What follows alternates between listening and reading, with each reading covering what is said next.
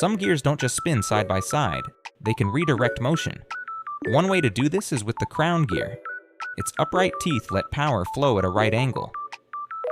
Crown gear, the gear that rules at right angles.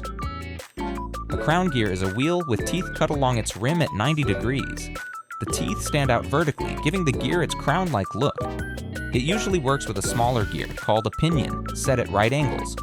When the pinion turns, its teeth slot between the teeth of the crown gear.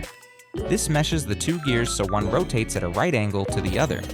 It's a simple method to change the direction of motion inside a mechanism. With the pinion as the input, gear size sets the outcome. A small pinion turning a large crown gear boosts torque. A large pinion turning a small crown gear boosts speed. Like any design, crown gears have their limits. Their tooth contact isn't as smooth or efficient as bevel gears.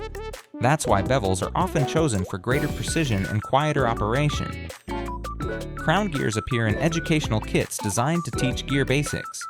They're also used in car differential systems to redirect motion between shafts.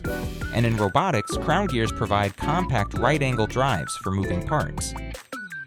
Here's a not-so-interesting fact. RC cars and Mini Ford WD use crown gears in their drive systems. It's nothing exotic, just a straightforward way to transfer power to the wheels. Crown gears continue to play a role wherever simple right-angle motion is needed. Practical, compact, and part of the gear family tree. In the next episode, we'll dive into hypoid gears and see how they improve on bevel designs. Until then, stay curious, stay tuned, and don't forget to subscribe for more.